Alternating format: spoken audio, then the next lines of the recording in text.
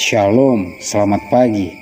Terpujilah Tuhan Allah yang Maha Baik yang terus menjaga memelihara kita, sehingga dengan pertolongan Tuhan pagi hari ini kita dapat berjumpa kembali dalam renungan pagi bersama yang diambil dari buku Maranatha Tuhan Datang yang ditulis oleh hamba Tuhan Nyonya Ellen G. White. Sebelum kita merenungkan kebenaran firman Tuhan, mari kita berdoa. Ya Tuhan Allah Bapa kami yang bersemayam dalam tata surga, kami bersyukur atas berkat-Mu bagi kami. Terima kasih banyak atas kesempatan yang indah bagi kami untuk merenungkan firman Tuhan di pagi hari ini. Berbicaralah ya Tuhan, karena kami telah siap untuk mendengarkan. Dalam nama Yesus kami berdoa. Amin. Pekabaran firman Tuhan pada pagi hari ini berjudul yang 144.000. Ayat intinya diambil dari Wahyu 14 ayat yang pertama.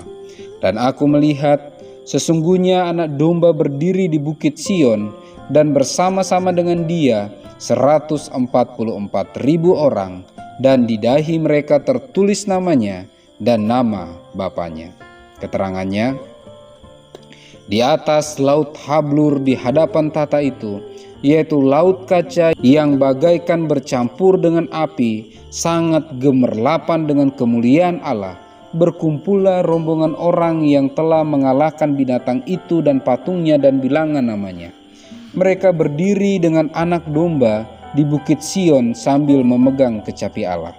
144.000 itu yang telah ditebus dari antara manusia, dan kedengaranlah bunyi bagaikan desau air bah dan bagaikan deru guruh yang dahsyat, yaitu bunyi pemain-pemain kecapi yang memetik kecapinya. Dan mereka menyanyikan suatu nyanyian baru di hadapan tata itu, dan tidak seorang pun yang dapat mempelajari nyanyian itu selain daripada 144.000 itu. Itulah nyanyian Musa dan anak domba, suatu nyanyian kelepasan. Tidak ada orang lain selain yang 144.000 itu yang dapat menyanyikan nyanyian tersebut. Karena itu adalah nyanyian pengalaman mereka, suatu pengalaman yang tidak pernah dialami orang lain. Mereka adalah orang-orang yang mengikuti anak domba itu kemana saja ia pergi. Inilah mereka yang diangkat dari bumi, dari antara manusia, yang dianggap sebagai korban-korban sulung bagi Allah dan bagi anak domba itu. Wahyu 15 ayat 2 dan 3, Wahyu 14 ayat 1-5. Mereka ini adalah orang-orang yang keluar dari kesusahan besar. Mereka telah melewati masa kesusahan yang belum pernah terjadi sejak adanya suatu bangsa. Mereka telah bertahan pada masa kepicikan Yakub. Mereka telah berdiri tanpa penolong ketika penghukuman Allah yang terakhir dicurahkan. Tetapi mereka telah dilepaskan karena mereka telah mencuci jubah mereka dan membuatnya putih di dalam darah anak domba. Di dalam mulut mereka tidak terdapat dusta. Mereka tidak bercela di hadapan Allah, karena mereka berdiri di hadapan tata Allah dan melayani Dia siang malam di bait sucinya. Dan Ia yang duduk di tata itu akan membentangkan kemahnya di atas mereka. Mereka telah melihat bumi dilanda wabah dan bala kelaparan, matahari yang berkuasa memanggang manusia dengan panas yang tinggi, dan mereka sendiri harus menderita haus dan lapar.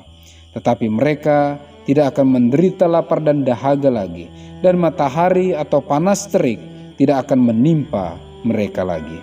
Wahyu 7 ayat 14-16. Yang 144.000. Sungguh suatu sukacita yang luar biasa ketika pekabaran firman Tuhan pada pagi hari ini menggambarkan siapalah kelompok 144.000 itu.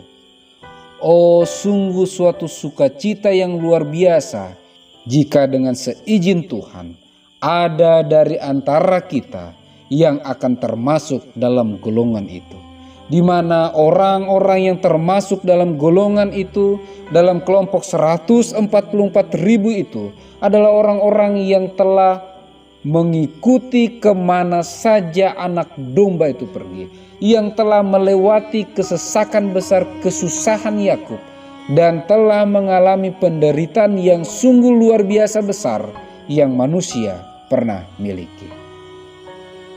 Untuk itu, Mari datang lebih dekat kepada Tuhan. Mari terus berkomitmen untuk mengikuti kehendak Tuhan. Jika Tuhan berkehendak, maka kita akan tetap hidup ketika menyaksikan kedatangan Kristus yang kedua kali. Tetapi jika tidak, andaikan ada di antara kita yang harus beristirahat dalam kematian, biarlah itu yang terbaik bagi kita, yang Tuhan sediakan bagi kita. Tetapi lebih dari itu semuanya, mari kita terus setia hingga akhir, hingga Yesus datang menjemput kita di kali yang kedua. Mari kita berdoa. Ya Tuhan Allah Bapa kami yang bersemayam dalam tata surga, terima kasih banyak atas berkat-Mu bagi kami. Terima kasih atas pekabaran firman Tuhan pada pagi hari ini, mengingatkan kami bahwa jika Engkau berkehendak, maka akan ada dari antara kami yang akan tetap hidup dalam menyambut kedatangan-Mu yang kedua kali. Tetapi jika Engkau berkehendak lain, biarlah kehendak-Mu lah yang terjadi.